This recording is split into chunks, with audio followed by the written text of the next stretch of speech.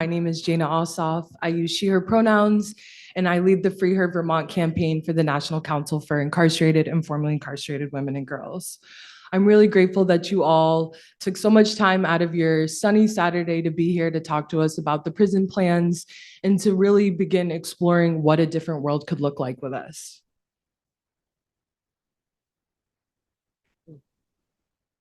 Okay, so to start, I would like to share this quote to really ground us and set the stage for our conversation. As a society, we have really developed a reliance on prisons that does not really address the underlying reasons that lead to people's cycles of trauma and violence. And it has in turn stunted our creativity to develop new and more effective ways of addressing harm in communities. So framing the prison problem and why we're here today, the state of Vermont has proposed to build 4 new prisons that are now slated to cost $500 million. This prison campus will be able to incarcerate over 2,000 people with the likelihood of many more additional beds being added later down the line. And in addition to adult prisons, there are also plans for juvenile jails throughout our state at various locations. So this is just a very chilling message that our state is sending in this moment that we're dealing with so many crises that they are willing to put almost $1 billion towards carceral infrastructure. And just for a raise of hands, how many folks in here knew about the prison plans before this event today? That's a decent amount. So last year we were down here for a different education conference in South Royalton, and almost no one knew about the proposed prison. So a big part of our job is just making sure to spread awareness and making sure our community members know what's happening. So what we do know is that they have contracted with a national firm, HOK, who's notorious for prison construction, and they presented a report to our state house, and the state house moved forward with this campus prison vision. And they also have contracted with subcontractors, the Freeman French Freeman, a local firm, and McFarland Johnson, a mechanical firm. For the women's prison, the projected bed counts now sit at 158. And something really important to note about this is that CRCF, our only women's prison, Chittenden Regional Correctional Facility, has never had a population height higher than 130 since the beginning of the pandemic. So these numbers make no sense. And also, last year, we tried to push for community meetings with the DOC so folks could meet with them directly and ask questions about this prison project. And they pushed back, citing issues with open meeting laws. So the DOC has very much had a lock on this process and not really included marginalized voices. And this path also doesn't make sense because Governor Scott invested in the Justice Reinvestment Initiative a couple years back, which identified ways to decarcerate our state. After implementing those recommendations, Vermont experienced a 16% drop in our incarcerated population, and they received $400,000 to fund their second round. So we're really switching and pivoting when we were making great steps towards decarceration. And we also are the only state in the Northeast that lacks an active prison or active school construction fund, and we haven't provided state aid for school construction for the past 16 years. So this prison and the lack of investment in education sends us messages about our state's priorities for our future. And it's really important for us as a community, since our decision makers don't seem to be realizing the impact these prisons are making. We really need to have the courage to do something different in this moment. These prisons won't just incarcerate us, they will cage our children and grandchildren and lock us into at least another 50 years of reliance on prisons. So do we choose prisons or community solutions? We know Vermonters are not doing well, and this is leading to increased public safety concerns. And in response, policymakers and even community members are calling for harsher approaches and penalties in response. Many of us know this will only exacerbate the issues we're currently facing. And we believe building strong communities is a lower cost, upstream approach that will allow us to catch people before they fall. As many of you know, Vermont has the second highest rate of homelessness per capita, and more Vermonters in danger of becoming unhoused, with our motel emergency housing program coming to an end yet again. We also learned from a report from the Vermont Agency of Education that at least $300 million will be required per year to address the school repairs and maintenance and construction needs to keep our schools up to date. And there's also an additional 600 million to 700 million needed to fund flood recovery efforts and future mitigation efforts. So our urgent needs are in the billions right now. We should really be pausing and thinking about how we're going to prioritize things and how carceral investment in carceral infrastructure will impact us for decades to come. We can stop this prison construction and build up community services and begin exploring how we can create new systems that will be more effective at preventing violence. So on the left, you can see a few figures that are especially worrisome about the proposed prison. The top two cost figures are from the ACLU's Smart Justice Vermont campaign's open letter to the legislature. And the last figure is from the 7 Days article, where we discovered staff have to deal with high turnover rates, mandatory overtimes, and an overall low sense of morale due to such intense staffing shortages.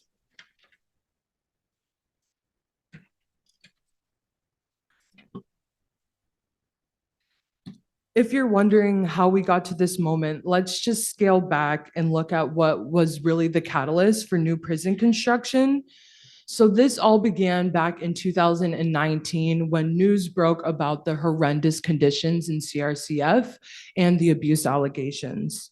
So service providers wrote a white paper detailing a number of concerns, and that included sexual misconduct by staff, drug use by staff during their shifts, maggots and mold in the shower, along with so many sordid conditions that humans should not be subjected to.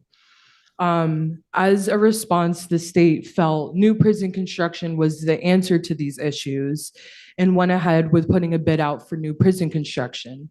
HOK was awarded that contract and presented, like I was saying earlier, a study that cost $1.5 million, and we went with the campus prison model. Throughout this whole process, we've steadily seen the price tag for this prison increase, and it is now moved from $250 million to $500 million, and most likely will increase. And even if it doesn't increase, we still have more to pay on the taxes of the bonded dollars that this will be coming from. So fast forward to 2024, and we have spent nearly $20 million, and there's not even a shovel in the ground, and we don't even know where the prison will be. And people are expecting it to be somewhere in the northeast corner of our state near the Canadian border, which is just miles and miles away from most Vermonters' support systems. So once again, this project just not making sense on so many levels. Now that we've talked a bit about the prison problem, for folks that are not familiar with our carceral state, I just wanted to share some numbers and defining characteristics of our system. So we only have around 1,300 people incarcerated in our system, 110 being in the women's prison, and half of the people in the women's prison aren't even sentenced. So they're just being held pretrial, are on a federal detainer, or are being held by ICE. And citing from the DOC's daily population data, out of the 1,300 people, at least 400 are being held pretrial. So this is a lot of money that we're spending on very few sentenced people. So to look at some of our details, we are a unified system, meaning that we don't have county jails. So everyone that we just mentioned, pretrial, sentenced, held on federal detainers, they're all in the same prisons. And we also have very limited pathways out of prison. We have this very archaic pardon system, which you can only apply for 10 years after you're sentenced and doesn't even guarantee the erasure of your sentence. We don't have clemency, we don't have elder parole for our aging Vermonters, and we don't have second look legislation for those that have been serving extremely long sentences. We also have this weird system of furlough, which could be great if it was adjusted. And what furlough does is it allows incarcerated folks to serve a portion of their sentence in the community, and this is provided before parole. But it has historically led to extremely high recidivism rates. And between 2017 to 2020, around 53% of Vermont's prison entries were due to these furlough violations. And the reason why folks are getting caught up in this is because we have these expectations that they go to appointments, meet curfew, go to counseling, all on top of navigating re-entering. And many people that are caught up in the prison system don't have a lot of their basic needs met. So these are people without transportation, without phones, sometimes without housing, being forced to keep up with a very demanding system. And obviously people would pick to be free on the outside over being in prison. So unfortunately, a lot of people get roped back into prison because they don't have what they need to meet these demands. Okay, so now that we've walked a bit through Vermont's prison system and the proposed construction, I would really like to talk about who's actually inside our prisons and why the stories of those inside inform us that we should be focusing on community supports. And one thing I really hope you walk away from this presentation knowing is that incarceration is inherently harmful and not a solution to our public safety issues. We know this from formerly and currently incarcerated people, and we have even heard this directly from the DOC themselves, the Department of Corrections. Back in January, their mental health systems director actually testified in front of House Corrections and Institutions and the House Healthcare Committee and said this on the record. We also know this to be true from national studies. Citing from the American Public Health Association, incarcerated people have a higher prevalence of acute and chronic health conditions than the general US population. This includes higher rates of HIV, mental health diagnoses, heart-related problems, diabetes, along with overall lower life expectancy. Higher rates of these chronic conditions among incarcerated people have been attributed to the experience of incarceration itself, as well as pre-incarceration exposures to adverse structural determinants such as poverty, houselessness, and racism. They also go on to say that state governments pursuing public health priorities, such as policies and public investments designed to bolster the social safety net, for example, funding Medicaid, primary and secondary education, and unemployment insurance, have resulted in lower average prison incarceration rates and better health outcomes. And if we just look at the figures in our own system, cycles of incarceration are most often caused by cycles of poverty, substance use, or mental health struggles. This data really shows that the people in our Vermont prisons would have much better outcomes and more appropriate programming. And once again, these numbers are out of 1,300 people. So who's inside CRCF? We are really often presented false narratives to serve to divide and isolate us from those that are incarcerated. And many people are just like you and me without the safety nets or resources. And we know from direct service providers that 90% of incarcerated women in Vermont have experienced domestic or sexual violence. There is a very clear trauma to prison pipeline that is missing from a lot of these conversations. And we could also let out our aging population by passing elder parole. There are 16 people who are 50 or older in CRCF, and arrest rates actually drop to around 2% for people aged 50 to 65, and the figure drops to almost 0% for those 65 and older. We know prisons aren't the right setting for anyone, but especially not our aging Vermonters. So digging in even deeper, we have data from UVM that shows back in 2014 that many of the people inside our prisons were significantly disadvantaged during their developmental years, And with 1 in 17 children having an incarcerated parent in Vermont, we are still perpetuating these cycles. We need solutions that instead break these cycles rather than reproduce them. And it's imperative that we explore other methods of addressing harm and fostering accountability that do not further dispossess or victimize the most vulnerable members of our society.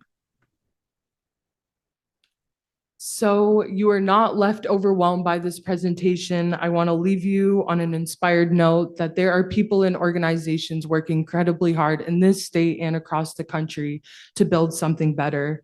And one of those great organizations is the National Council. So as a reminder, we are a campaign of the National Council, and in addition to FreeHer campaigns that they have here in Massachusetts and elsewhere, we work to end the incarceration of women and girls through legal advocacy. And I don't want to touch too much on that because Catherine will be discussing that later in her law presentation. We also have Reimagining Communities programming, which is a robust network of people-powered programming like hydroponic farms, food pantries, basic income and rent guarantee, just a lot of great trainings and supports that really bring the power back to the people. And we also organize against the incarceration of women globally through our international network. So the council's headquarters is actually in Roxbury, Massachusetts, and they have amassed an incredible people-powered movement in response to their state's own prison plans to build a new women's prison for $50 million. Massachusetts was able to push the prison moratorium to the governor's desk in one session, which is truly historic, organize testimony of currently incarcerated women, and they mobilize hundreds of people to turn out to direct actions over and over on top of the everyday supports they continue to provide. They really are a blueprint for how to run abolitionist campaigns around the country. So we are the local campaign, and we essentially function as a microcosm of the greater National Council. And our work encompasses advocacy, and we really advocate for anti-carceral legislation like the prison moratorium and alternatives to incarceration bill. For folks that may not know, the prison moratorium bill would stop the study, design, and construction of prisons for 5 years, but not necessary repairs or maintenance. We also have a working group bill that would put together a group of directly impacted people, stakeholders, and other necessary experts to look at how we can implement a community-based system grounded in restorative approaches that eventually leads to the end of the use of prisons. We also testify, present, and speak with numerous caucuses, commissions, and government officials to try to tell them how important it is to stop this prison construction and build up community supports. We also have our smaller Reimagining Communities programming, which includes basic income guarantee as well. And we have a canteen fund, which puts donations on people's commissary funds to help with the expensive costs of calls and other hygiene products and just food and other necessities in prison. We're building up our in-reach team as our correspondence has picked up with folks that are currently incarcerated, and they have reached out with a number of needs. We want to make sure we're meeting those needs effectively and meaningfully. So we're building up a team to do that. We also have our People Not Prisons volunteer base, which really serves as a funnel to build and grow new leaders in this movement. And our Participatory Defense Hub, which is a community organizing model that inserts folks into people's criminal legal process and allows us to be there as a support, like we file motions, attend court hearings, and just other things to help them through the grueling process. And then lastly, some of the most important work we do is shifting narratives around incarceration. Many people haven't had the opportunity to sit down and really work through some of these ideas and think about what else could be different. So that's a really crucial aspect of our work to change mainstream opinion around prisons. And we do this through public education, like this event here. And the zines you're all reading, our volunteers and I actually worked on and we made for you all. And we'll hopefully be doing more stuff like that. And then we do student engagement. We are mentors and meet with high school students that are beginning their organizing journey and want to figure out what leadership means to them. We also engage with a couple student-led groups and are often on UVM campus because we're right across the street. And on top of the everyday events, we do like panels, direct actions, canvases, phone banks, anything to bring these conversations directly to the community. So throughout this presentation, I hope you've gained a better understanding of what prison abolitionists hope to see in the place of prisons. And now that you have all this information about our carceral system and the proposed prison project, I hope you agree that this is not the best investment of our money, regardless of your views of the necessity of prisons. Abolition is really not as radical of an idea as it's labeled as. It's really just about making sure our communities have what they need to thrive and fostering accountability in ways that do not deprive people of their humanity. Just to take one moment to further unpack what we mean about abolition, the central idea of abolition is that we do not think the system can be reformed because it was designed to do exactly what it's doing, which is to control and oppress, and specifically Black and Brown bodies. If you look at our incarceration rates for Black and Brown people, they're disproportionate, and we have actually some of the worst Black and Brown incarceration rates in the country. So framing these systems in a historical context is important. Prisons were never intended to heal and help. They have roots in the institution of slavery. And quoting from Ruth Wilson Gilmore, abolition is the absence of prisons and the presence of life-affirming institutions. We don't believe in opening up the door and letting people out without a plan or support. We believe in creating community-based care settings that provide wraparound services that engage people in the process of healing, recovery, and accountability. We believe in providing society with the skills to navigate conflict independent of state intervention. And we believe prisons create an illusion of safety while strong communities truly create safe and resilient societies. So abolition really encompasses much more than this, but I shared some of the main components. And if you are interested, I encourage you to read more from our movement greats like Ruth Wilson Gilmore, Angela Davis, Andrea Ritchie, Miriam Kaba, all those great people. And so just on a last note, decision makers have been experimenting with prisons for so long. We believe that it's our turn as a community to try out our methods. So with that in mind, we're going to be moving on to our panel that describes some of the work happening in our communities that can really serve as an alternative to incarceration and something we can look to build up to end the use of prisons. So please keep an open mind and heart as you hear from our panelists and let your creativity flow and explore what else might be possible. Thank you. Right. So now we're going to transition to our theory of change panel. And we have some amazing people here with us today that are really on the ground building up what else could be possible. And I'm hoping that through their expertise, you all can get more of a better vision of what we could build to replace prisons.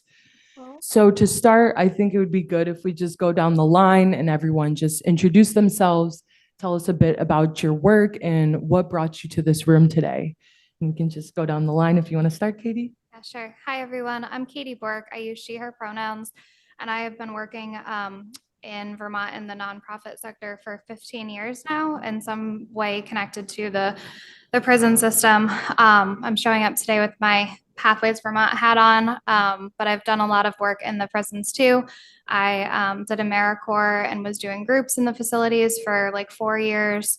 I worked at a halfway house for 10 years, which gave me a lot of insight into what is not working. And now I'll talk a little bit later about more of the work that I'm doing, but thank you. Hi, friends. My name is Nastasia. I use she, her, they pronouns. And my work has included work in public schools and higher education and prominently right now in climate activism. And I come here with the framework that from a climate perspective, we're not going to be able to address our climate without collective liberation. And collective liberation can't exist without abolition. And so my framework is how interconnected movements can be in deep solidarity with the abolition movement. Hi, everybody. Thank you for inviting us here. I just want to pause for a minute and really just lift up Jana and that incredible, brilliant, and comprehensive overview of what we're talking about here in Vermont. I'm really, really, really proud of Jana and her incredible amount of work and leadership. on the FreeHer campaign. My name is Andrea James. I'm the founder and executive director of the National Council for Incarcerated and Formerly Incarcerated Women and Girls. 2010 was a pivotal moment for us. It was a year that Michelle Alexander's book was published, The New Jim Crow. It really lit a fire and reached people because of the chronology that she laid out for us all, from slavery to mass incarceration. I'm a former criminal defense and real estate conveyance lawyer who was sentenced to prison in 2009 for wire fraud. I served a 2-year prison sentence in the federal system. I grew up and still live in the most incarcerated corridor of the Commonwealth of Massachusetts, which is Roxbury, Massachusetts, up the Blue Hill Avenue corridor. I became a criminal defense attorney, and then I became an incarcerated woman. There are a few people that have the alchemy of all of those life experiences. So I am an expert in the true sense of the word. And I can assure you that prisons are not the answer. They've never been the answer, not for true liberations and public safety for us all. And so we do this work, and we've taken a considerable amount of years to figure out what does that look like to end. And we unapologetically do advocate on behalf of women and girls. And we started to organize ourselves in that prison in Danbury, Connecticut. And we have continued to do our organizing for that purpose. And we have taken a long time to carve out the 3 buckets of work that will ultimately lead us down the path to ending the use of cages for women and girls and everyone else. But it took 47 years to end the slavery of Black bodies in this country. 47 years. Now, it took much longer than that, but it took 47 years. Appropriate, because Frederick That's Douglass. Jana, that's one of the ladies. But That's on our 47 team. years to till that soil, to plant the seeds. You know that was We are who? still No, dealing Austin here with just sent it to me. infrastructures of racism and classism that we need to dismantle. And so we're up for the challenge. And we're in that first decade of tilling the soil to raise awareness, to lead us through an abolitionist path to end the use of jails and prisons in this country. So thank you for inviting me. Thank you, Oh, and I everyone. want to introduce our senior counsel. You will hear from Catherine, but we're here. We're in the year of 2024 is our year of raising public awareness. So we are through all the New England states, definitely, but across the country as usual, bringing this message of abolition. Thank you, Andrea. And just so folks know, Theresa Vezina was supposed to be here with us from Vermont Cares, but on Friday she had emergency dental surgery, so she unfortunately can't be here. But she sends her regrets and wishes she could be here, just so folks know. Thank you, everyone, for taking your time to introduce yourselves and orient us to your work. The first question I have is, how do you see your work serving as an alternative to incarceration? How does it facilitate recovery, accountability, and address harm in our community? So I've been involved with Pathways Vermont now for 10 years, and I've been involved in all of our programs in some capacity, but I'm going to focus on 2 of our programs today. Our Housing First program Housing First is an evidence-based practice where people get housed without any preconditions. And most of our funding comes from either the Department of Mental Health or the Department of Corrections. And with the Department of Corrections, we actually have the largest transitional housing grant in the state. Looking at the numbers that you were presenting, I really wish they would allocate more money to doing Housing First. So when we were learning earlier about furlough, a lot of the folks that are on furlough can serve their time in the community in our Housing First Department of Corrections program. One of the biggest things that I've seen as problematic with this program is that people are only housed for the duration of their sentence. So when they max out of supervision, they no longer have that housing resource. So we're tasked with trying to get them different vouchers or subsidies, which can be really problematic. So I would love to see more of this funding allocated towards Housing First services, and then also long-term permanent supportive housing. Like ideally a Housing First service is permanent supportive housing, not transitional housing. So I would love to see that. I'm also supporting with and also just to say the Housing First program is based on an assertive community treatment team model. So the people that are served in that team have peer support. They have access to psychiatry. They have access to nursing, service coordinators. It's a very like robust team approach of supporting people in community. We also now have a newer pilot project that some of you might have heard about. It's been around for a little over a year. It's our forensic assertive community treatment team. So similar to the ACT model, this is like a forensic-based, evidence-based practice. And this is the first time that I know of that the Department of Corrections and Department of Mental Health have actually partnered together on a shared grant. So it's a really exciting pilot project right now. We can serve up to 60 folks in the Chittenden County area.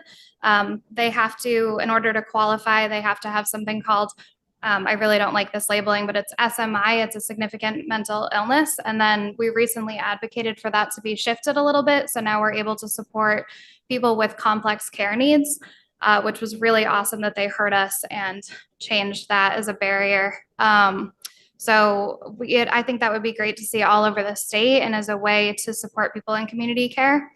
A lot of the time when we talk about incarceration, we often think about just criminal incarceration. And I also want to name that there's, a lot of challenges with psychiatric incarceration too. So another program that I'm part of is Soteria Vermont. I've been involved in that program now for over 5 years. I think I've been involved in some way for like 7 years now.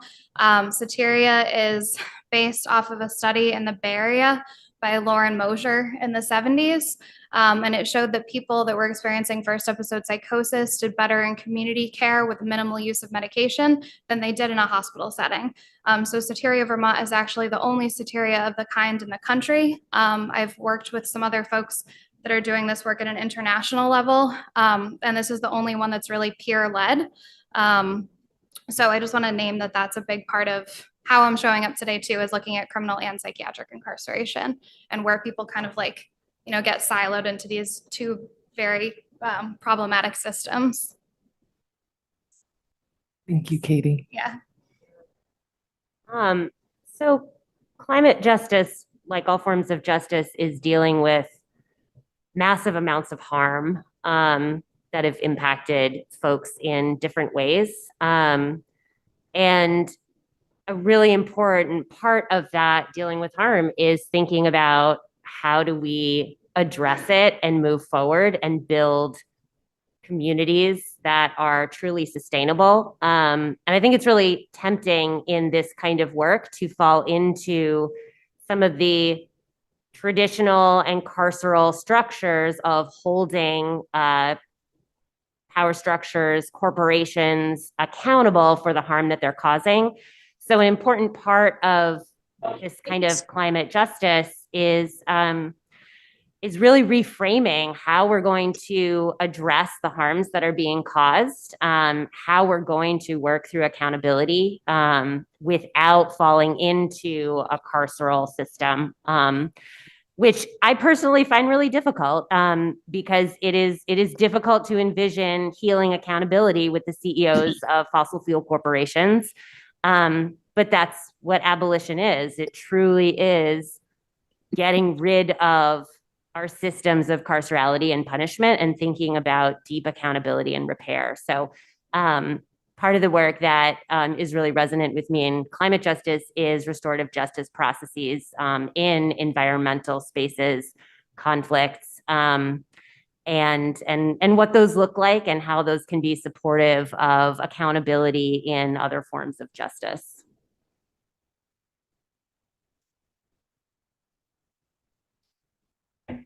Well, I think we have had to figure out a few inroads into this audacious goal that we established for ourselves as women sitting in a prison in Bear Mountain in Danbury, Connecticut. And, having created this goal of ending incarceration of women and girls. And it took us, again, years to figure that out, but I think we've got a pretty good model that provides for a number of inroads. And one, of course, is policy.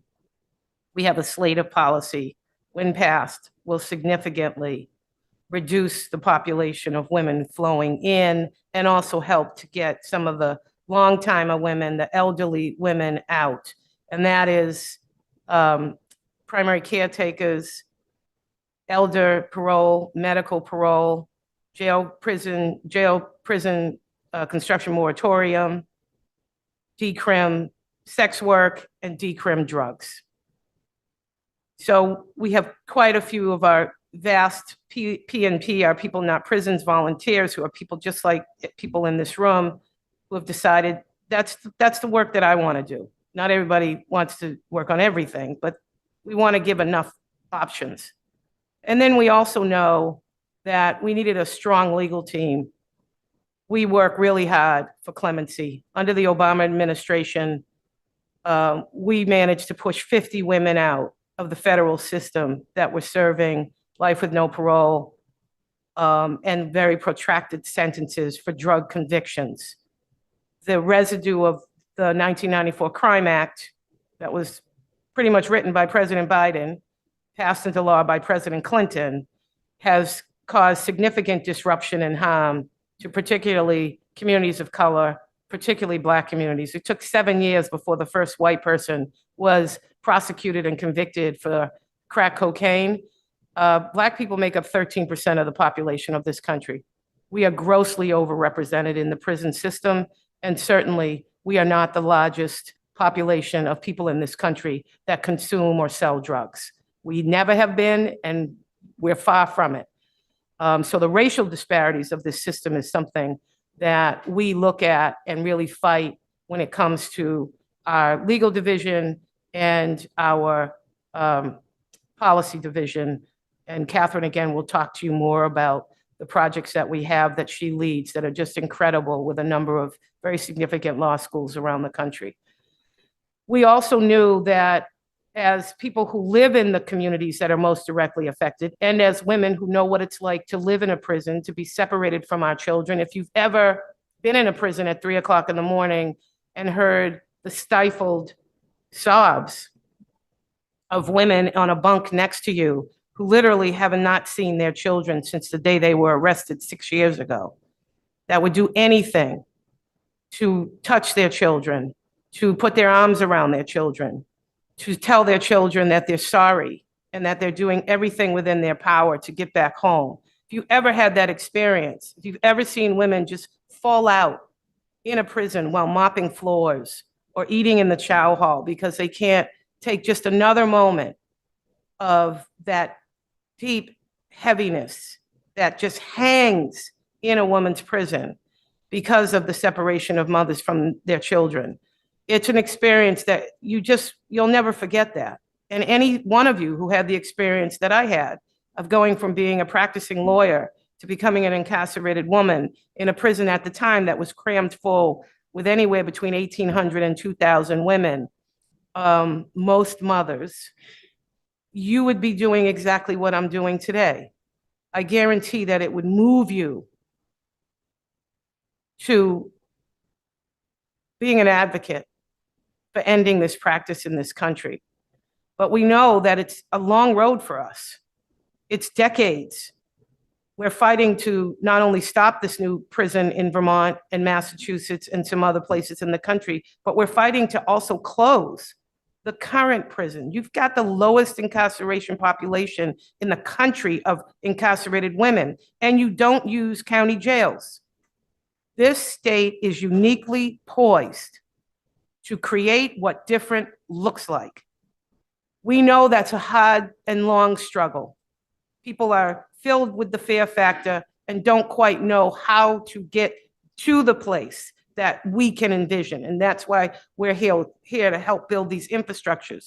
But because of that, we've created Reimagining Communities.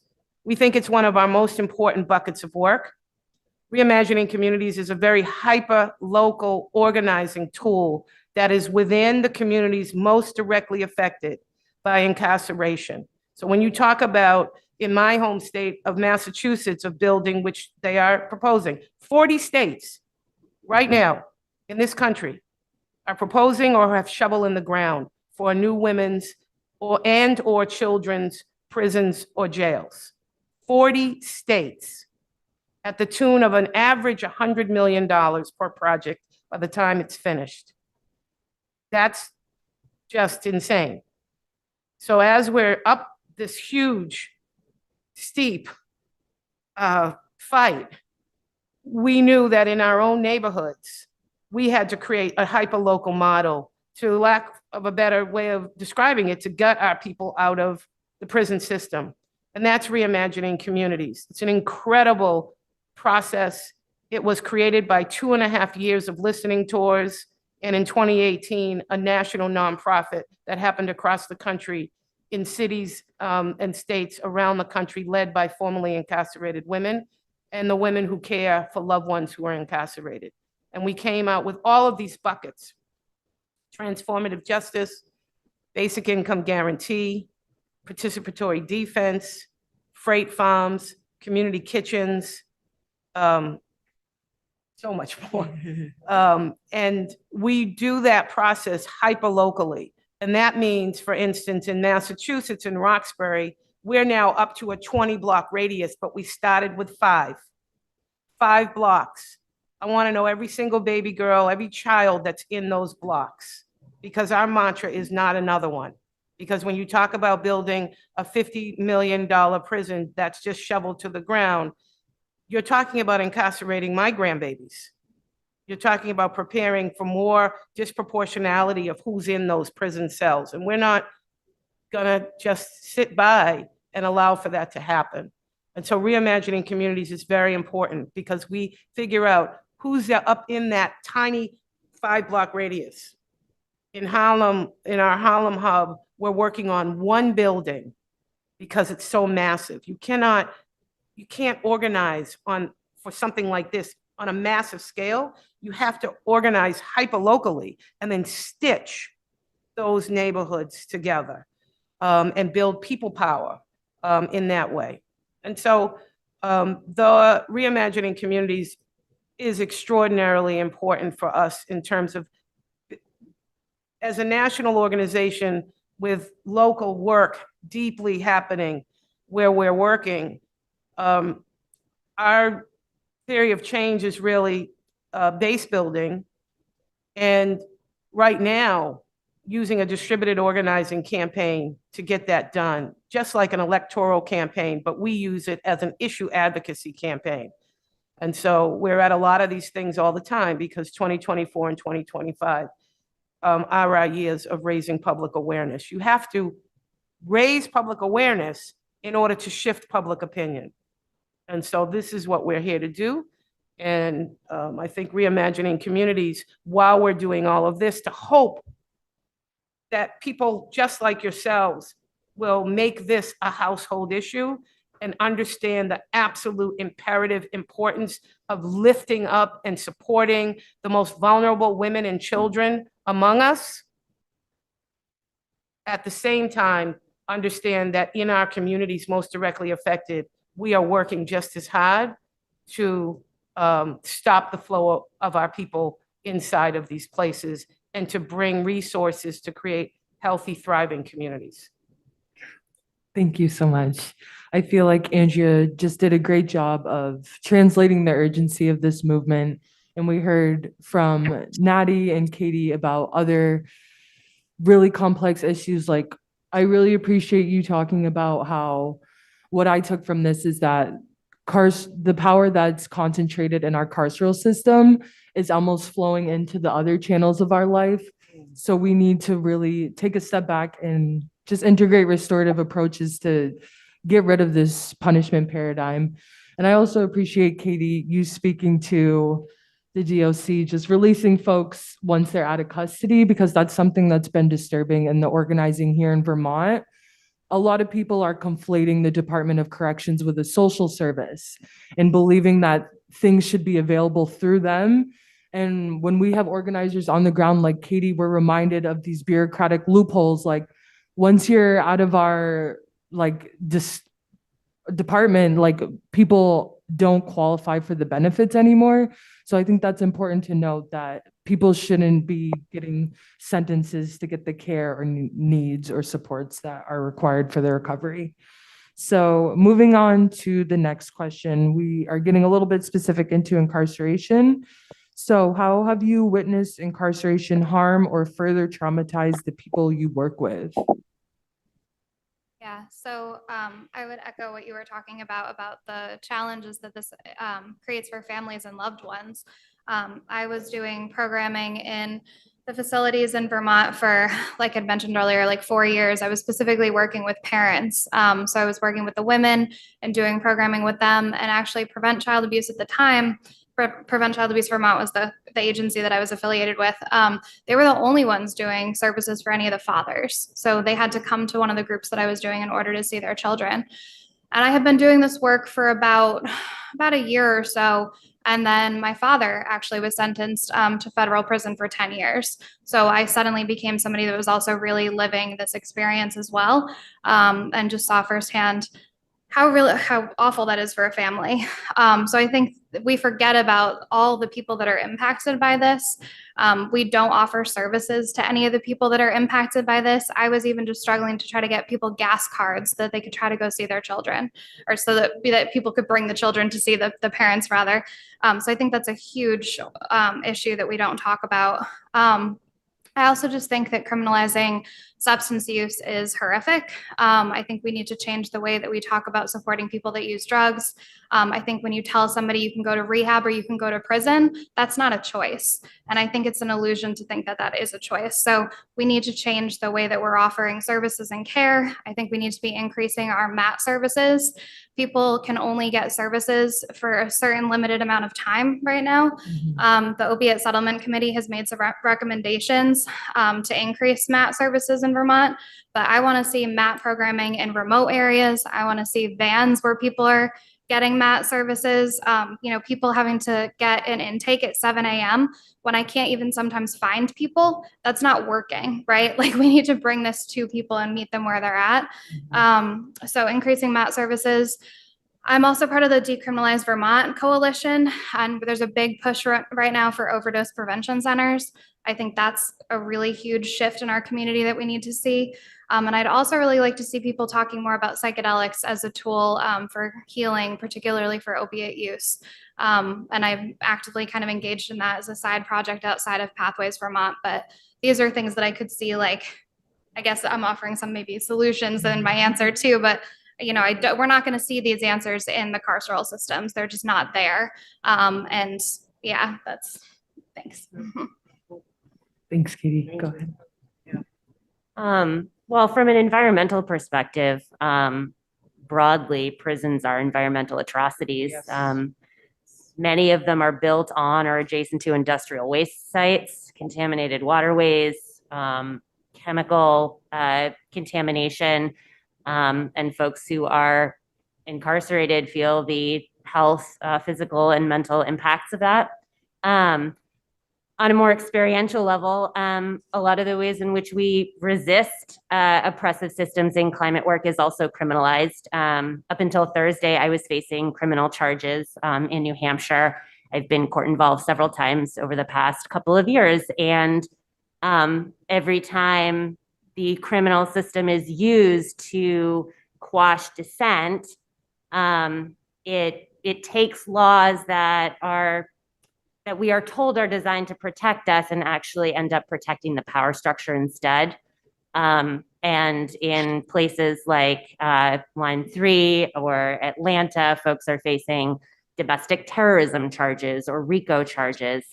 And so this system functions to deter people from trying to stand up for what's right and resist these systems. So there are so many multiple levels of trauma from folks who are involved in the carceral system at all levels.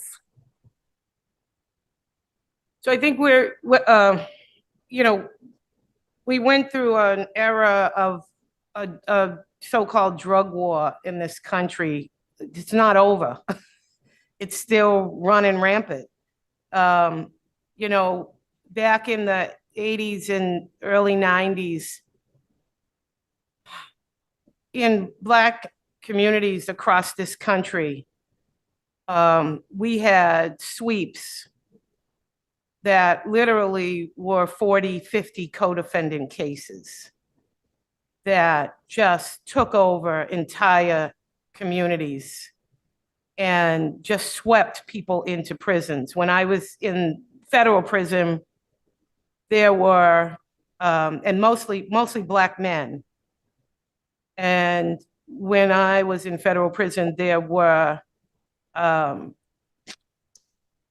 mothers, daughters, grandmothers. There were entire families, 2 and 3 generations. And if you ask those women, where are your counterparts? Where are your partners, your husbands, your brothers, your fathers? They too were in a federal prison somewhere. Well, who was left to raise our children? And we're seeing a return to those hard sentencing, prosecutorial and sentencing patterns. There was a raid recently in my city of Boston last week. It's a 40 co-defendant case. And when you think about that across the country, particularly in every single city across the country, Black communities were targeted by the war on drugs, when all we were asking for, as Elizabeth Hinton reminds us, going all the way back to the Lyndon Johnson administration, when communities were asked, what do you need? And we said, we need a war on poverty. We need a war on poverty. And instead, we got a war on crime. So, decades of economic disruption. When Jana showed a slide of our dear mentor, Angela Davis, who reminds us all the time about how prisons don't disappear the root causes. They disappear people. And when you disappear people, folks look at us in our communities like we're just, bad people. Or if the guy was selling drugs, just, put him in prison for 10 years. But my husband did a 10-year federal prison sentence. My husband was one of the best fathers on the planet. He would do anything to feed his children. And you don't quite understand who people are. But we put people, particularly Black and brown and poor people in this country, in prison for decades in large numbers from the same communities that were already deeply in states of economic struggle. And then when you do that, you've disappeared that person, and now you've created this significant level of family disruption. Now, I know, coming from a very strong African-American family, that there is nothing more important than that connection. There's nothing more important than having a roof over your head, than having food to eat, and to have somebody who loves you, somebody who reminds you of where you come from, and somebody who's there to catch you when you fall. That, we are still in a deep state of struggle because of that. In every single one of Black urban communities across this country, you can look at a wage gap that is just inexplicable. Just inexplicable, except for race and incarceration. And so it has caused a significant issue for our communities. And then when you go into these prisons, you may or may not be suffering from some degree of mental illness, but everybody is when you come home. Some of the worst cases of domestic violence I witnessed in a woman's prison between incarcerated women. These are not places of healing. They're not places that nurture anything. They're not trauma-informed. There is no such thing as a trauma-informed prison. They are some of the worst environmental disasters on the planet. The things that we are forced to endure to live in while we're in these prisons is just life-threatening. And many of our long-timers come out sick and die. So I think incarceration for us has hit us like a 1-2 punch. And because they have conveniently couched this issue into fear and scaring everybody about the crazy boogie person who's gonna come and kill us all, which, you know, is horrific. And as abolitionists, we do more to address the healing and health and the identifying of people who have evolved to a state of being able to cause significant harm to another human being than what this system has ever been able to do. If we want healthy, thriving communities, because that's the answer, we're not just criminals by nature. If you want healthy, thriving communities, you have to build the infrastructure and the systems for healthy, thriving communities. And we have them everywhere in really well-resourced communities. So we have the blueprint for doing this. We just have to really come out and hold conversations with people, and really challenge people to challenge themselves and what their fears are. You know, we've got the oldest women's prison in Massachusetts in the country. It's 150 years old. If this was the answer, if this were the answer, we would have the healthiest communities on the planet. It's not. It only causes further harm. And so deep harm, decades of harm that it causes for one family to get out of the level of poverty generated from a person in their family going to prison. Thank you. I feel a lot of what you spoke on reminds us of how many false narratives are surrounded with incarceration. And when we had our speakers meeting, it was a very magical moment where we were really talking about how incarceration is designed to destroy you. So we really hope people don't forget that. Like, they're really touting and pushing that the new women's prison will be a trauma-informed model based off Maine's model.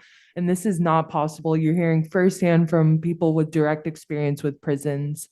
And I really appreciate what you said, Natty, about how prisons almost protect wealth and we think that we're being kept safe.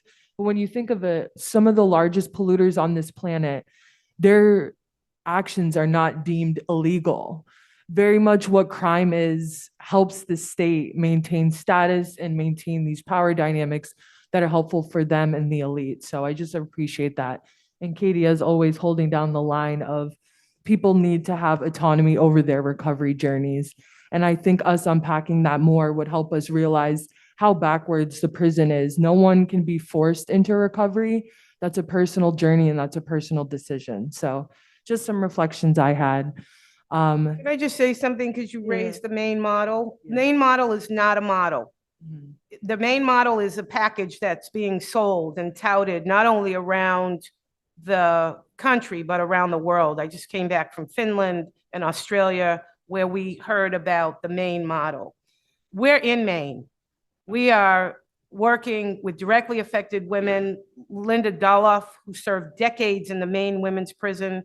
I've gone into that prison several times. There is absolutely nothing for women when they exit Maine. And so they have built this beautiful building. It's absolutely beautiful. And there aren't cells. If you can make it down from the main prison to this new beautiful kind of reentry place that they're selling around the country. The problem is that they have zero investment in the actual lives of these women. And like in Vermont, where we can and are working on, in Massachusetts, where we've already done it, an individual assessment plan for every single woman that's currently in the prison. If we can't do this in these states with these low incarceration populations, then, you know, I don't know where else we can get this done. But please, you'll hear about Maine if you're interested in this work. Maine is not a model. And the directly affected women, formerly incarcerated women led by Linda Doloff up in Maine, are coming home and finally getting a platform to have their voices heard, that this is not the model. They built a pretty prison. And language does matter. We really want you to encourage, when you're talking about prisons, to call them prisons. Because when we call them other words, it's like calling somebody an inmate, or it's like calling me a convict. Those aren't transformative. And calling a prison something else kind of takes the sting out of, it's the fact that we're not talking about a kindergarten. Like, lots of things fall under the category of facilities or whatever else is the language that's used. But call them a jail, call it a prison, that's what it is. And call people incarcerated people, or formerly incarcerated people, because now you're humanizing everybody as you're talking about it. It's really easy to pass really bad policy for people who are inmates, for people who are convicts or felons. Really, and that's all you hear on the news. We're doing a study now in Massachusetts about how many times the major news stations refer to people in these very non-transformative ways. So kind of all over the place with that, but Maine is not the model. And the women who spent decades in that prison are organizing themselves now, just like here in Vermont, just like in Massachusetts, as part of this New England collective to beat the drums in this part of the country collectively, to say we can and should close these women's prisons and invest in what different looks like. Thank you, Andrea. That was important to talk about a little bit more. That's been one of the most frustrating parts of organizing, has been this idea of a nicer prison model. And just because it may be better doesn't mean it's the best option. So I appreciate you expanding on that. I don't know what time it is, but I think we only have enough space for one more question. And to make sure we're keeping that through line of connection with law and lawyering here, I'll end with this question for you all. What advice do you have for lawyers or prospective lawyers who want to support your work? What can they do to support the transition to new systems of accountability? So I think learning more about like the social services that are available in Vermont would be a good starting place if you don't already know about them. I have been in a lot of courtrooms where people are told to go to rehab, or they're told to go to mental health court or drug court, and then there's no examination of some of the other like alternatives or options. I think it's really hard because I really truly believe in the power of peer support, and peer support is very choice oriented. So I've struggled to actually like offer that as a service sometimes in courtrooms if it's then just going to be mandated. So I think that there's like something to kind of just be thoughtful of in that too. I think being part of larger movements, like, you know, joining the Decriminalized Vermont Coalition, like joining some of those spaces, I think is really important too. One thing I'm going to answer a little bit of a different question too. I did just want to throw out there that I think one thing that could really use a lot of change, and I don't understand why it exists, is something called an ONH. It's an order of non-hospitalization. And I really think we should radicalize this being actually considered a tool. It actually doesn't really ever serve a purpose in my experience other than to scare people. There's psychiatric ONHs and there's criminal ONHs. So in a psychiatric ONH, the designated agencies or Pathways Vermont, which is a specialized service agency, are sometimes reached out to see like when somebody has like these conditions to not be hospitalized, you can kind of offer a little bit of input into maybe try to make it a little bit of a collaborative process. But with criminal ONHs, what they do is they say this person's not going to go to jail. Instead, they could possibly be hospitalized. We're going to issue a criminal ONH, and the designated agency or the specialized service agency is just required to take the ONH with no conversation. So I think that's incredibly problematic. And I would love for attorneys to know that that's problematic. I think it creates a lot of fear, and it also doesn't hold that much power. So usually with an ONH, the only thing I've ever seen really happen is like if there is like a mental health arrest warrant or something and somebody ends up in an emergency room, all it really does is expedite forced medication. It doesn't actually do much more than that, in my opinion. And I'm not an expert on this. This is just my like experience offering these services to folks that are often on these, but I think it's really problematic in Vermont specifically. Yeah. Thanks, Katie. Yeah. Well, we could always use more movement attorneys to help us navigate systems while we are trying to dismantle them. Unfortunately, they still exist and we will be involved with them. But more than that, I think the advice that I would offer is take the time to build yourself a community of mutual aid, because this is capital W work and it is hard and it is full of grief and it is full of loss. And the work that it takes to build yourself a supportive community is just as important as the work that you're doing in the system and cannot be replaced. So that would be my invitation to anybody who's involved in this work, is that we cannot do it in isolation. Yeah, I think that's really, really key. This is very hard work. You go home every day. It's heavy. Catherine and I have this conversation all the time. It just weighs on you. But I would recommend, as somebody who first, obviously I went to law school. If I was a lawyer, it was in a very elite environment. There weren't a whole lot of Black and brown folk from my community that had the privilege of getting there. Law schools are smaller, they're very insulated, and most of the people there have been privileged most of their lives. And then I went to the public defender agency, and I worked next to predominantly white public defenders who were very well-meaning and caring, but had no connection to the communities that they came into the courthouses to work in. Didn't know anybody, didn't have a friend who had been directly affected, didn't know nobody from my neighborhood, but they're in Roxbury District Court every day practicing. And that for me was troublesome, because you're not a savior. I want lawyers to hear me say that. We're tools.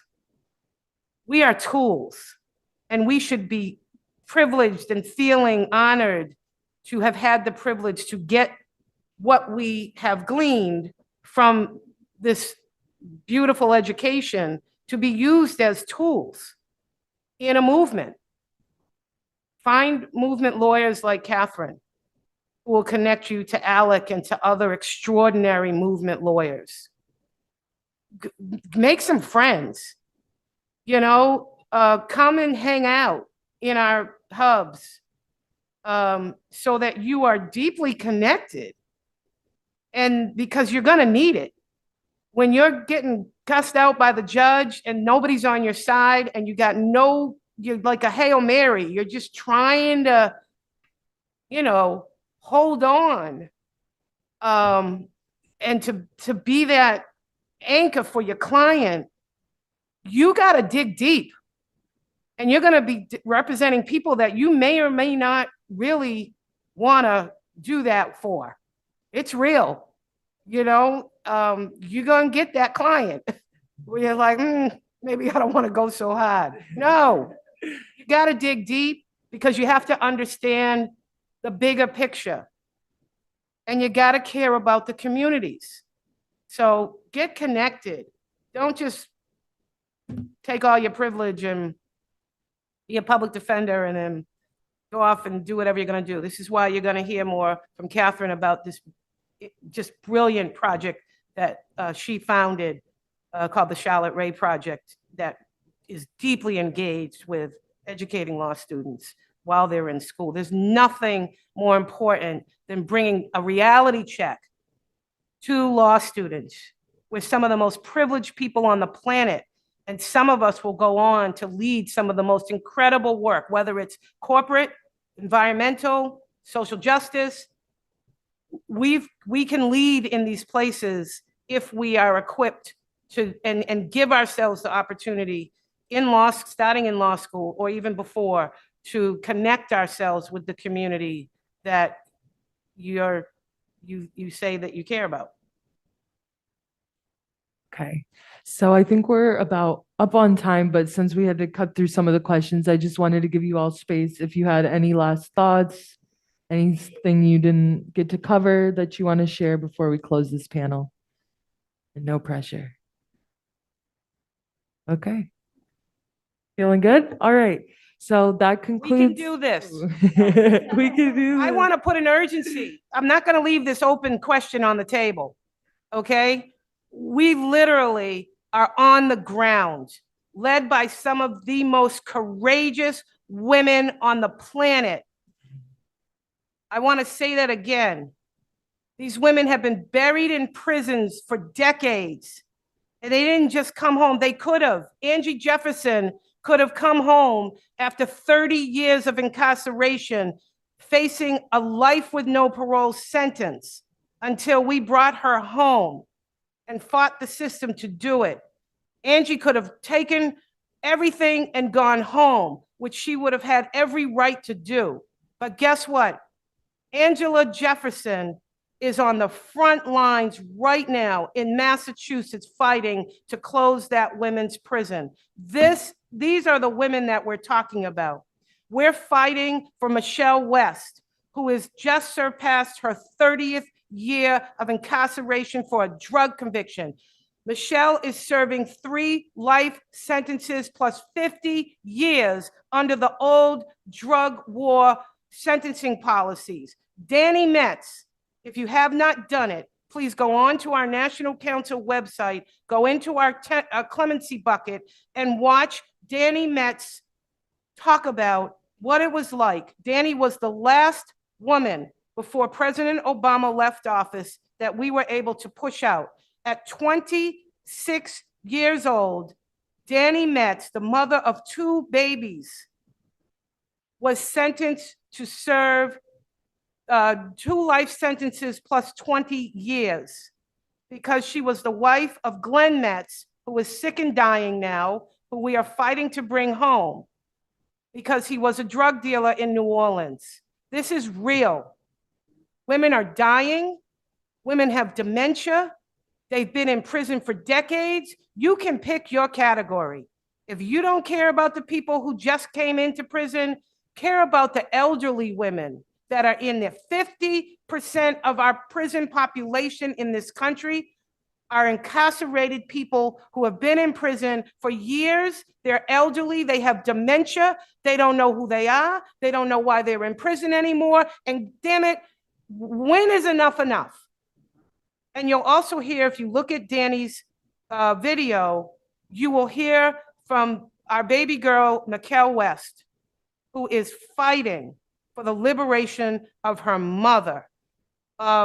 We have a march coming up, very important. It's our 10th anniversary march. That first march in 2014, we brought 50 women home from the federal system who would still be in prison right now. That was in 2014. On April 24th, we are descending upon Washington, D.C. again with thousands of women from across, and their families, their loved ones, their children from across the country, to send a very clear message to this administration and to state governors, including this governor in Vermont, across the country, that they need to pick up their pen and they need to use it. Clemency is one of the most important tools that we have to decarcerate right now. We should do it. And we need all of you all to care about this issue. We are not a monolith. We care about climate, absolutely. We care about unhoused people. We care about all of the illnesses and ailments. Every single one of those issues directly intersects with incarcerated and formerly incarcerated women and their children. We need this issue, in addition to whatever else you care about, to become a household issue. We can do this. We can end the use of jails and prisons for women and girls and shift those resources into what different looks like. And we are building the infrastructures for that. So thank you very much. Not being in prison. Enough is enough.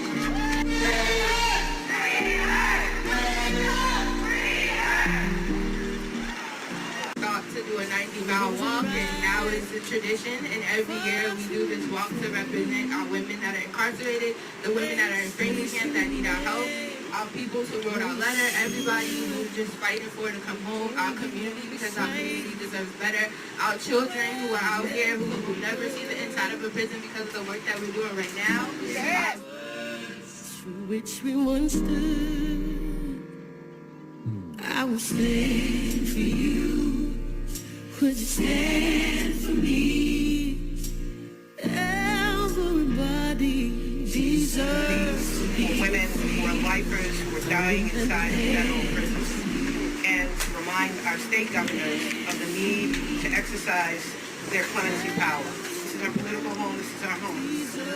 And so there's an urgency here, and we need you to continue to be a voice for our sisters inside, to stop this new prison, to get these women home, to give them a better opportunity to heal and advance their lives, and all of us as a society to do that as well, because we're in a very sick place right now.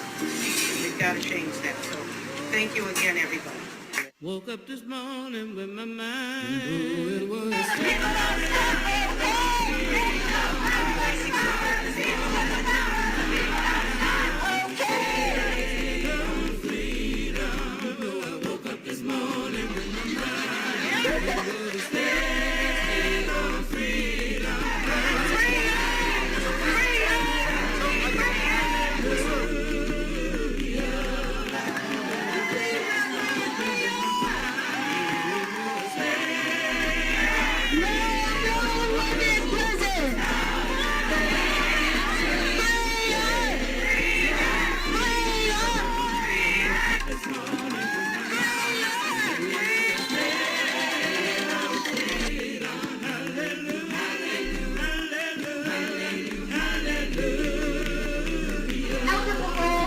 legislative session to bring our elders home, grandparents home, free our grandparents. Watch that video a few times. That always brings some tears to my eyes and reminds us of why we're doing what we're doing. Just a magical energy in the abolition movement. So now for our final section, we'll be getting into more of the law style conversations. And our first panelist up will be Kira with the National Lawyers Guild. And just want to remind folks that this section is really informed by the work of the last section. So remembering that. And yes, I'll pass to Kira. Thank you. Hey everyone, thank you so much for being here and taking the time, and thanks to Jana and FreeHer. It's just been such a joy and inspiration to work with you, and to the law students who helped organize this. Doing organizing while in law school is a miracle in and of itself. Deeply appreciate all the community members here too. Like, just this issue impacts everybody, and so it's all the more meaningful that we're all here. My name is Kira. I use they, them, and she, her pronouns. I graduated with the AJD in 2018 from here. It's good to be back. I currently work mostly based out of Minnesota. I'm a part-time staff attorney with the Climate Defense Project, and part-time was an intentional arrangement just because there's a lot of really important work to be done that the billionaires who fund nonprofits don't always understand. So it's helpful to have a little flexibility with what I take on. And I'm fortunate to be able to do that. Yeah, I am an abolitionist and an attorney, and a lot of people think that those two labels can't coexist, but as we've heard today, they can. And for law students and other attorneys out there, like you know as well as I do that the system we live and work in, it's all but written down that you can't be an abolitionist, that you can't question the system, that like in order to get access to what it means to be an attorney, you have to buy into these systems. And like as lawyers, as law students, we're told that we have to be neutral. And we're also told that neutrality means being supportive of a status quo that is racist, anti-Black, it is violent, it is settler colonial, it is all of these things. And that those things are somehow neutral when like that's just the system that we kind of have to work in. And what I see just constantly in the work that I do is just how punishment is total nonsense. and yet comes up all the time in really harmful ways. It's so arbitrary. Like it's so tied to power and nothing else. There's no efficacy in punishment. And there's also no connection between like who causes harm and who gets punished.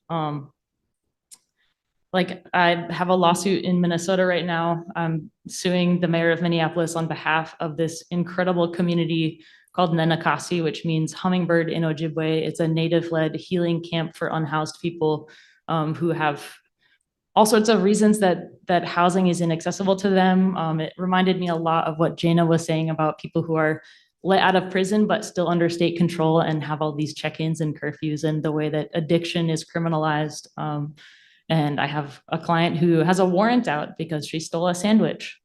And she missed a court date because she doesn't have a cell phone and doesn't have an address because she's unhoused. And so she's just got this warrant for this sandwich and can't get housing because of it. And like, what justice is that? Or what are we punishing? Like, why are we punishing people for wanting a sandwich? Meanwhile, like, you know, we've got the president of Dartmouth who has 2 attorneys out right now helping her quash a subpoena so that she doesn't have to show up in court on Monday to help with the prosecution of 2 Dartmouth students who were arrested for trespassing on their own campus for protesting against the atrocities happening in Palestine. Where is the justice in that? And how, as attorneys and law students, are we pressured to pretend that these injustices just aren't happening? I also really appreciated what the panel was saying before about like how important it is to stay grounded with the people whose values we share and whose values we aspire to, and that those connections and relationships, when you're getting yelled at by the judge, when you're like, and having people to come back to who can reinforce your values and keep you rooted in what's right. And you know, we go into the courtroom, like the more time I spend there, I always worry that I'm getting brainwashed by this system. Like, we know that professionalism is this concept that's anti-Black, it's racist, it's classist, it's fat-phobic, it's queer-phobic, transphobic, sexist, it's all of these things. And we go in the courtroom and there are armed bailiffs who just sit there and enforce professionalism.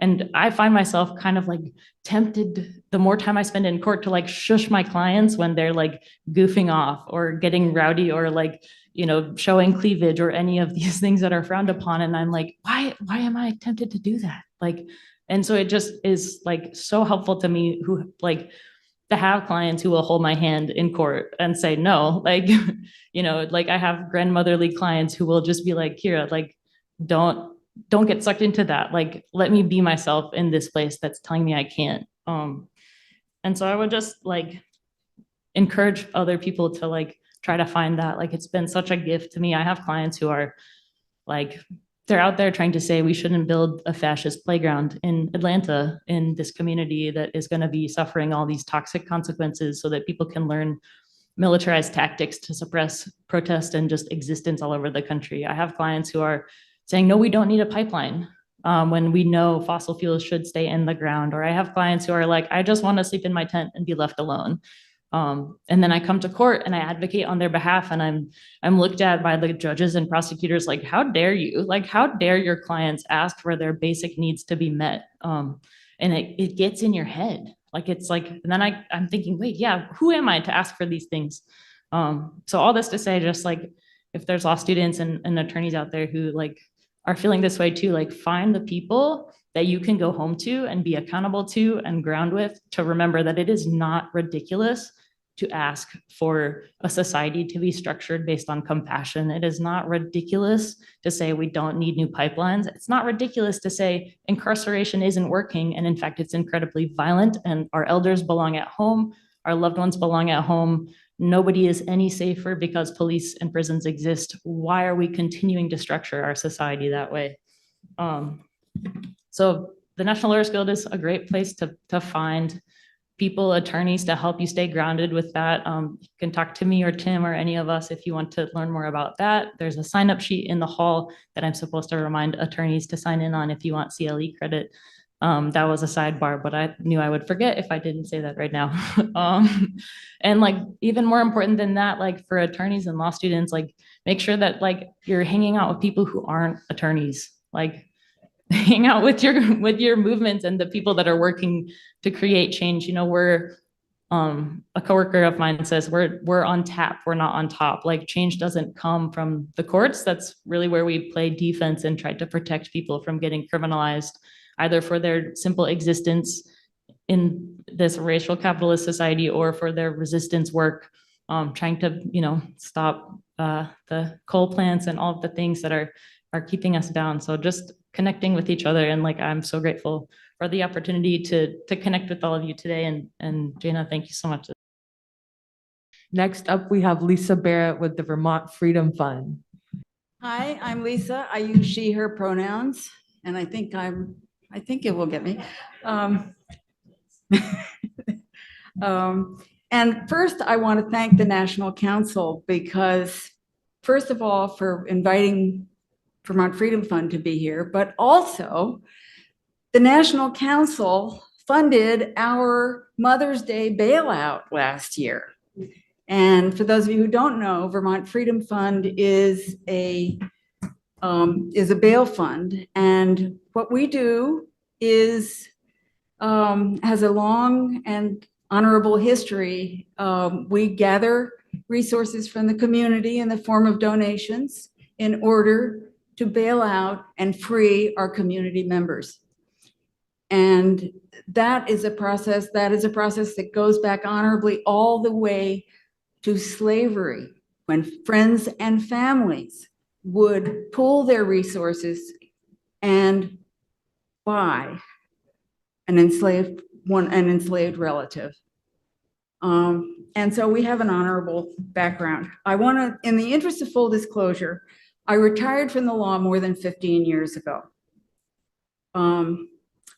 I was a little worried that I didn't have lawyer clothes anymore, but I see it's okay. Because this is for CLE credit, in a few minutes, I'm going to talk a little bit about the law. But first, I'm going to talk about pretrial detention. To quote the Vermont Supreme Court in 2006 in State versus Hale, pretrial detention undermines the presumption of innocence by depriving a defendant of a fundamental value, the right to liberty, without an adjudication of guilt. I was originally scheduled, or thought I was, to talk about bail reform, but the only reform that makes sense to me is complete elimination of pretrial detention, especially detention that is based on the accused person's access to money. Let's take a step back and take a fresh look at pretrial detention. Society is caging a human being. Society is caging a human being, causing cruel and permanent harm to that person, their friends, family, and community, based solely on unproven, untested accusations made by somebody else. People with access to wealth can pay bail, or ransom as I think of it, to escape captivity. People without money can't pay ransom, so they remain in the cages, often for months, sometimes for years before they have a trial, before they have a chance to even tell their side of the story. Sounds like an unfair authoritarian country, doesn't it? But that's what we do. Now, what's the purpose of bail? Vermont law says it's to mitigate the risk of flight. But Vermont law defines flight as missing a court appearance.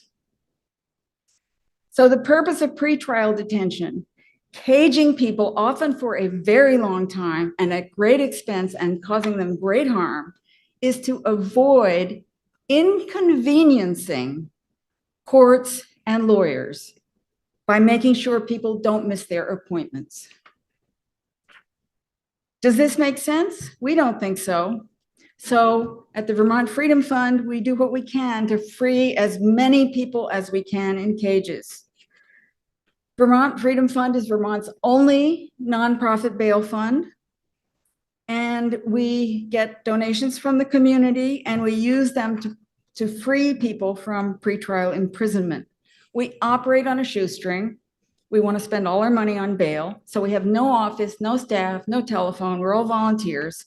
Yet we freed more than 130 people in 14 counties last year.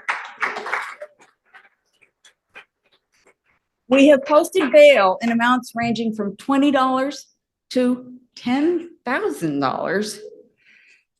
All the amounts were completely out of reach of the person we were bailing out. Even the $20, she did not, I mean, she was a really low income person. She did not have access to it. And I want to, as a kind of an aside, the thing that keeps me going in this work is that I frequently pick up the people when they're released. And, you know, we go have a meal, we have coffee, I take them to the bus, whatever. And I just love the people that we get out, and they certainly do not belong in cages. And I get to hear their stories. And that's very, very important to inform me. We wish we could empty the jails, but we'll never have enough money. A Minnesota Bail Fund raised $37 million and still couldn't bail everybody out. But last year, we at least made a dent. 184 women were released from the women's prison, including people whose sentences were over. And the Vermont Freedom Fund was responsible for releasing 100 of that 184, more than half. This year, we are limiting our bail to the women's prison. Last year, we bailed out about 30 men. But this year, it's going to be all women and people who are especially vulnerable in the men's prisons, like trans people. This year, we're focusing on making a bigger difference and taking a bigger step. And we hope that we will have a bigger impact. We do our best to empty the jails and demonstrate that pre-trial detention for lack of money or for any reason provides no legitimate benefit to society. In a Vermont study, 16% of the people who were released on their own recognizance, that's just, you know, they were let go at arraignment, missed court appearances. And guess what? 16% of the people who were released after posting bail missed court appearances. That seems to me to show that bail doesn't make people go to court. What keeps people away from court, from their court hearings, their court appointments, is life. All of these people are low income. They don't have transportation. They don't have childcare. They don't have a calendar to keep track of appointments. Many of them are unhoused. And so they lack a landline, and many lack a cell phone too. One woman we know had cases in several counties and missed her hearing because she went to the wrong county. That is very understandable. And it certainly isn't something that bail would have changed. But she was arrested and sent to jail, and we paid her bail. In the news last week, a man who was housed in a motel in Bennington couldn't work out transportation to get to Burlington for a court hearing. So an arrest warrant was issued. He was living in a motel in Bennington. It's conventional wisdom that having people post bail makes them more likely to show up in court, but it doesn't. The percentage of people who miss court, as I said, is the same for people who have posted bail, and people who haven't. I don't know how I'm doing on time. Am I? Okay. Jail is so harmful, as you have heard from the people in the previous panel. People in jail, and people I know who have been in jail, lose housing, have cars repossessed, get fired from jobs. One Friday afternoon, we heard about a woman who had just been arrested and had $1,000 bail, and she was going to lose her job if she didn't show up at work in the morning. So we did post her bail. But if we hadn't been there, that job would have been lost, and that woman's rehab would have fallen through the cracks. People jailed before trial not only lose the company of their children, but they are at risk of losing the custody of their children forever. They are severely punished, their lives ruined without being convicted of anything. Stuck in jail, they can't participate in their defense, and they are very likely to accept a really terrible plea agreement in order to get out of jail. Jail is so cruel that they don't even, in Vermont jails, guess what? You don't get coffee with breakfast. No coffee. So you have to go through caffeine withdrawal along with everything else. 3 times we've posted bail on an emergency basis for women who were being taken to the hospital. Luckily, the prison staff called us on every one of those because they don't want to have to staff the room in the hospital. But for us, we don't want to see anybody chained to a hospital bed, and they will be, even if they were only in for misdemeanors. They're chained to the hospital bed. There was one woman whose appendix had burst. Can you imagine? Your appendix burst, you're in that kind of pain, you're having surgery, and you're handcuffed to the bed? The bail system is so abusive. We know quite a lot of people who have spent way too long in jail. The $10,000 bail we posted was for a woman who had spent 12 months in jail without any chance to challenge the accusations against her. And if you want to understand how probable cause affidavits don't tell the whole truth, listen to the podcast, Another Not Guilty. Another woman spent Christmas holidays in jail away from her children for lack of $1,000 bail. She was charged as a fugitive from justice because she had missed a court appearance just over the state line in New Hampshire. We got her out, but she missed Christmas with her kids. And 2 other people we heard about so late were in prison for 8 months and 7 months, respectively, on $500 bail. And the amounts of bail seem pretty arbitrary to me. We see $200 bail, $300 bail, $400 bail, but we never see $375. We see $2,000, we see $3,000, but we never see $2,100. And the bail amount is supposed to be tailored to that individual's circumstances. I don't think that's happening. So I need to do a little law part. Contrary to public perceptions, the only legal purpose of bail in Vermont is to make sure people show up for court, mitigate the flight from prosecution. Protecting the community from someone alleged to be dangerous is not a legal reason to impose bail. And we really need, that's a piece of public education we really need to do. In Vermont Freedom Fund's more than 100 cases, none of the people we've bailed out has truly fled prosecution. Nobody's left the country, nobody's left the state, nobody's gone underground, not one. They have missed court appearances. And Vermont law says flight from prosecution can be just missing one court date. And so many times people miss them for very, very good reasons. Now, I want to say one more thing on the law. Our Supreme Court has decided that courts can require bail the accused person cannot afford to pay. They've said that in so many words. The statute says that the judge is supposed to take their income and finances into account, but that doesn't mean that bail has to be affordable. And to determine there's a risk of flight, the Supreme Court says the court is supposed to make specific findings supporting that determination. And if the court determines that there's a risk of flight, the court is supposed to impose the least restrictive of various conditions listed in order of how restrictive they are from the least to the most. And guess where bail is? It's number 7. But how often do you think it gets applied? The Vermont Supreme Court has issued several entry orders reversing trial court's setting of bail. Each of these decisions spells out that the trial court must consider the factors enumerated by statute.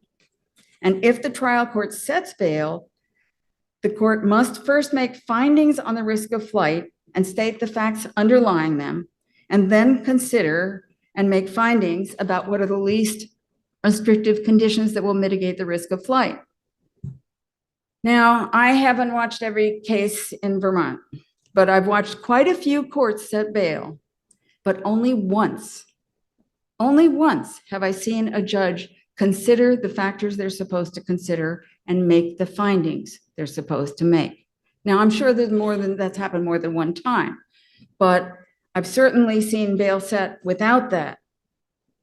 So what does that mean? Why are the courts violating the law that the Supreme Court says they're supposed to follow? I think most trial court judges find themselves too busy with too large a backlog to list considerations and make detailed findings every time they set bail. And if the judges simply didn't have time to comply with the law, what's the solution? Eliminate bail, eliminate pretrial detention. And I think that's something we can do in the near future, and it's a first step toward abolition. Thank you. Thank you so much, Lisa. She carries much of the work of the Bail Fund, and we are so grateful for her contributions. And to close, last but not least, the great Catherine Sevchenko. I'm so excited for you to hear from her. Perfect. Thank you, everyone, for being so patient and sticking with us throughout this wonderful afternoon. We have heard of a lot of very broad, important concepts, goals, as Andrea said. We're talking about a half century worth of work. And so what I thought I would do is break it down a little bit. What are the next steps? What can you do today, tomorrow, the next week in order to move this work forward? And so my sort of mantra is decarceration is the bridge to abolition. Abolition is out there. Folks like me, we may not see it in our lifetimes, but it's there, but we have to get there. And what can I do in order to move things forward? And so here we get into, sorry, the infomercial part of my presentation. The Charlotte Ray Freedom Project. Charlotte Ray was the first African-American woman lawyer, graduated from Howard Medical School, practiced in Washington, D.C., only practiced for 6 months because she could not get a client base for reasons that I'm sure you can all guess. This was in the 1870s. This may or may not be a drawing of Charlotte Ray. There are photographs on the internet, mainly of Marian Anderson, who was an opera singer, not Charlotte Ray, although a very impressive woman in her own right. But I'm hoping that this is Ms. Ray at work. In the 6 years that she practiced, she took the case of an indigent woman who was being abused by her husband. And this woman needed a divorce. She had no money. She was illiterate. No one would take her case because obviously, you know, at that point, she was just supposed to put up with it. Charlotte Ray thought differently. She filed a petition for divorce, handwritten in the DC Supreme Court. And in that petition, she described the abuse. She described how the husband went upstairs when the wife was sick with an axe, chopped a hole in the floor on the second floor of their home, and threatened to push her through the hole and break her neck. She described how when the woman went out to visit the neighbors, her husband bolted the door and nailed it shut, threw her clothes out onto the street and told her, do something, I don't care. The court had never been confronted with the reality of domestic abuse, and this woman got her divorce. And so with the Charlotte Ray Freedom Project, what we try to do is we capture the spirit of Charlotte Ray. And so I work with teams of law students, and if they're University of Vermont law students here, I want you. I have cards on the table. Please contact me so that we can build a team here. And we work with clients who are incarcerated, and we seek compassionate release if it's in the federal system, or clemency if it's in the state system. And through that project, our main goal is the freedom, obviously, of the person. But when I get in touch with the clients, I say, look, we are going to move heaven and earth to try and get you free, but I cannot promise that. What I can promise is that we will tell your story the way you want it told. We are not going to tell you, oh, no, don't get into that because that'll be too complicated. And really, this is the best plea deal you're going to get. So just stand up in court and say yes, yes, yes when people ask you questions. We go back, we start with the person's childhood, and we explain why that person landed on the prison bunk. And then go on to explain why they don't need to be there. They shouldn't be there. It's not a question of need. It's a question of injustice. And we are very blunt about the system. This is something that I have to weigh. I work with the students to weigh. I don't think that there is a really easy answer to this. Prison medical care, prison conditions, as you've heard, are horrific.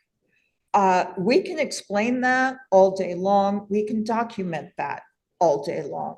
But if you push it too hard, then the judge feels like they have to defend the system. So then they accuse you of exaggerating, or it's an incarcerated person, so you can't believe what they say anyway. And it can then, in our efforts to speak truth to power and to record the atrocities of what is going on in our prison systems, we then bounce up against the interests of the client. And of course, professional ethics say, we are zealously advocating for our client. So we all, working as a team, have to figure out where that balance is in each particular petition. But the key thing here, we try to win, but we're not afraid to lose. So we are going to push the argument as far as we can. The other thing is we always have a formerly incarcerated mentor on the team so that students can understand and learn, how do you represent an incarcerated client? How do you communicate with them? What do you do if it takes 2 weeks to set up a legal call and then you discover that, in fact, the case manager has put the legal call that's supposed to be private on speakerphone so that not only she can hear it, but everybody else in the unit can hear it? How do you deal with that? And the guidance that we get from the women who have gone through this and who then tell us, yes, you can say this on an email that the prison can get, but for God's sakes, don't say that, is really, really crucial to protecting our client as we are trying to help them. So now, little legal moment. In the federal system, basically compassionate release was a non-starter, didn't exist for about 30 years. It was set up when the feds abolished parole. And they were like, no, no, no, this is not, what we're going to do is we're going to have a thing that if you can show compelling and extraordinary circumstances, you can get out. And the U.S. Sentencing Commission is going to set up what that means. Well, the U.S. Sentencing Commission said, that's not very interesting. And so they didn't do it. The other thing was that the statute said it was the Bureau of Prisons that had to file with the court to say, yeah, we've got these extraordinary and compelling circumstances, and this will come as a shocker. The BOP never did. So the First Step Act comes along at the end of 2018. Don't get me started on the First Step Act. It is a complete farce. But like all of these things, law of unintended consequences pops up. And the one thing it did do was it said incarcerated people can now file compassionate release motions. You do not have to go through the BOP. And then COVID happened. And so the floodgates, I don't want to say they were open, but we got a good trickle of people coming out at the height. 18% of petitions for compassionate release were granted, which in our world is pretty significant. Then the vaccine came along and the judges are like, nope, you can get vaccinated. Obviously, the vaccine solved all problems. COVID is gone. Don't know why people are wearing masks today. And the numbers went down. But finally, the Sentencing Commission, as of last November, put in guidelines. And the guidelines say some pretty remarkable things. If you are the parent of a minor child and the caretaker of that child is incapacitated, you are eligible for compassionate release. And this is a picture of Vanessa Blanco, her mother, and her daughter. Vanessa Blanco, her husband was killed in a car accident. She found a place to live by taking care of her child and the person who owns the apartment, her children, so she couldn't work. And so it turned out she reached out to her husband's family and they said, look, you deliver some drugs for us and we'll give you some cash. So she had no choice. She did that, got caught, and was sent to federal prison with a sentence of 15 years. The last time she spent Christmas with her daughter was when her daughter was 3 years old. She went through the tortures of the damned in prison, had, problems with medical care, but her mother developed 3 different types of cancer. And so we applied for compassionate release, saying there is a minor child. If something happens to grandma, and sadly, something is going to happen to grandma, we just don't know when.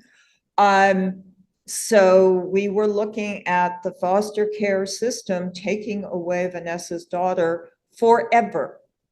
That's something that we really have to emphasize is the Adoption and Safe Families Act says that if you are separated from your child for 15 months out of 22, then the state can take your child, sever all of your parental rights, adopt that child out, and the only chance you have to see your child again is if your child remembers you and finds you when they are 18. I mean, this is catastrophic, and that was Vanessa's situation. So we looked up her judge. per judge, a Trump appointee who had never granted compassionate release, denied them all. But, you know, we went in and we explained the situation. And if you saw pigs flying last December, it was because, and to this guy's credit, he wrote, this is a case that falls squarely within the guidelines. Now, he was right about that. And he then issued, granted compassionate release and did it before Christmas so that Vanessa was able to spend Christmas with her daughter for the first time in 10 years. And my fee for all of my clients when they get out is that they have to send me a photo of them with their family. And so this is Vanessa and her mother and her daughter. So this is why we do the work we do. It does make a difference. And to speak lawyer talk for a minute, we now have a case from the Southern District of Texas that says when a caretaker is incapacitated and a minor child is involved, that falls squarely within the guidelines. And so that is a case that I hope will be used over and over and over again so that we can build momentum to make this a given, not something where I have to say, ooh, amazing thing happened last December. You heard from Jana, no clemency in Vermont. To get a pardon, if it's a felony, you have to wait 10 years. If it's a misdemeanor, it's 5 years. But I went and looked at what the statute says. So yes, no pardon if you're currently incarcerated, except under the very unusual circumstance where there is independent evidence of gross miscarriage of justice not reviewable through the courts. To someone like me, that is a loophole as wide as the Grand Canyon. I am working or supporting law students working on a clemency for a woman in New York. I mean, so close to the border. She dated a drug dealer, then broke up with him, went on, rebuilt her life. We hear this, so many of these stories start that way. But while she was with him, he and someone else took it upon themselves to go to a bar and shoot someone who hadn't paid for the drugs or a rival drug dealer. I don't know which. Funnily enough, years later, when the accomplice needed to cut a deal with the cops on a completely different charge, he remembered that this woman had actually been in the car. And then when that wasn't enough, he remembered again that she had actually gone into the bar and fingered the victim. She was arrested, went to trial, convicted, and is now in Bedford Hills. And, they're like all of these things, it's a long saga, but the Conviction Integrity Unit in the Bronx is looking at her case and they go, oh no, this is terrible, but we can't figure out a way to fix it. So sorry. So now we are turning to clemency. But the problem with clemency is that in order to get clemency, you have to grovel. You have to say, I was the horrible person. I don't know, I was the worst. I'm a changed person now, but, I can't, what I did was so horrendous. I'm not deserving of a second chance, but please give me one anyway. Well, this is really hard if you're innocent. And there are lots and lots of people who can't get clemency, the ones that really deserve it, because they won't say that they did something that they didn't.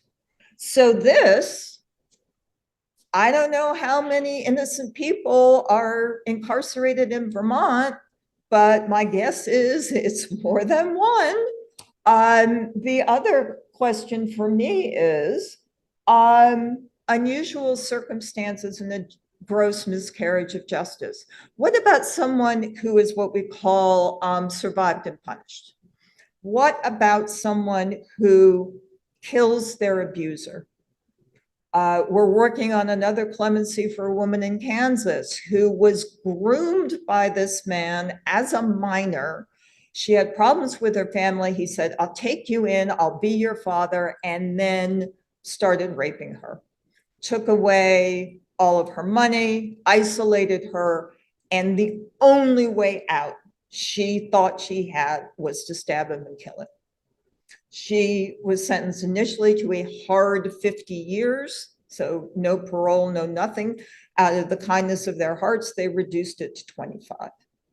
Okay, if this language applied in Kansas, oh my God, we would be there, because unusual circumstances. And is that a gross miscarriage of justice? I think so. I think it's worth arguing. And so that gets back to the don't be afraid to lose, because if you argue it and you lose, maybe somebody else will argue it and maybe they'll lose, but apparently eventually someone is going to win.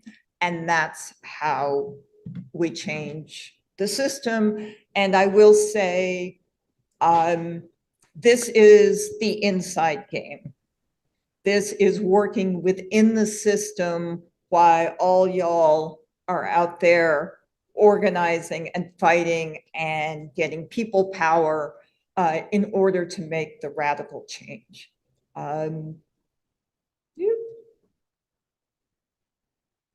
Well, somehow this isn't working. Oh, now I got it. Yes, so my word of advice to law students is think small. We all go to law school. We all learn about Brown versus Board of Education. We all want to be Thurgood Marshall. We all want to, change the world. Brown was a hugely important case. It jump-started the civil rights movement. We still haven't desegregated our schools. That's not the way real change happens. What we as lawyers can do and what we should be doing is buying time and coming up with ways to make the work of the organizers easier. Give them the air and the space they need to do their organizing movement work, because change comes from people. It does not come from on high. And class action suits are just a colossal waste of time and money. There has been a class action suit against the Alabama Department of Corrections for more than 10 years. The Justice Department has joined it. It is being waged by the ACLU, premier civil rights organization in the United States, and after 10 years has accomplished nothing. This is a photograph of our paralegal in the ultimate example of other duties as assigned. Gabby, luckily, is also has a master's in biology. She went down and tested the water on a stream next to the site where they want to build one of their new mega prisons. And this stream runs between the prison and a protected waterway. She said she may have been shot at. It's Alabama, so I kind of believe it. But luckily they missed. We got water samples. We didn't find anything too terrible in them, but it then turned out that they had stopped construction because they had sinkholes in the site. So once they fix the sinkhole problem, you can be sure we'll be back out there testing the water, so that then they're gonna have a water problem under the Clean Water Act or whatever we can dream up. You know, it's a twofer. We're protecting the waterways, we're protecting, you know, the fish, the wildlife, and we're stopping a prison. So in terms of this prison fight, look at unconventional sources of law. Look at your state constitution. We were successful in Alabama because the governor decided that she wanted to get Core Civic to build a prison that then the state was going to lease back for 30 years to the tune of, I can't remember how many $1 billion. Well, it turns out that there's a provision in the Alabama Constitution that says that the state can't incur debt. And so it's like, gee, how are you going to, you know, pay for this lease? Sounds like a debt to us. And so filed a suit in state court. And this is, of course, the greatest victory I ever had, because they had to disclose to the investors that they had been sued. The investors were like, crap, we're out of here. So they couldn't raise the money for the bond because I was in state court. Obviously, the suit got dismissed, so that we got the victory and I didn't have to do the work. Score. So yes, movement lawyering is about thinking outside the box creatively. If it slows it down, it's a win. So y'all have a homework assignment. I'm not a Vermonter. I know nothing about how Vermont works. But I know, or I learned, y'all have town meetings in March, first Tuesday of March or something like that. It turns out that the people can go to the town council and say, hey, we want to put this issue up for a vote. And the town council then can either say, sure, let's talk about a new playground or whatever it is. And they warn, I love that term, the issue, and then it gets voted on at the next town meeting. Or the town council can say, no, we're not interested, go away. Sometimes they can do that. But there are some issues that, according to Vermont statute, they have to put on the agenda and they have to allow a vote. And those seem to have something to do with infrastructure.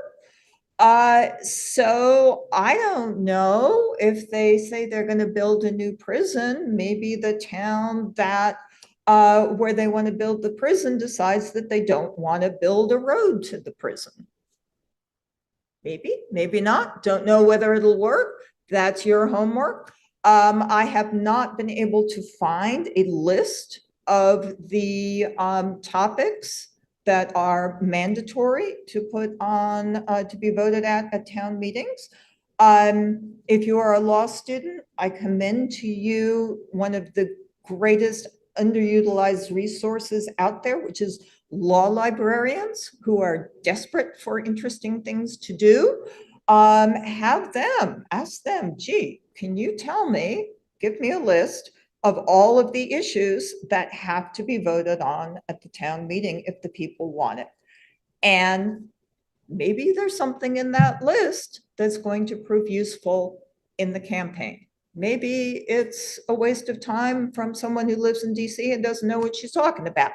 But I throw it out there as a possibility. So please, please, please, join us, join the Charlotte Ray Project, join, the FreeHer campaign. We really, really, really need you.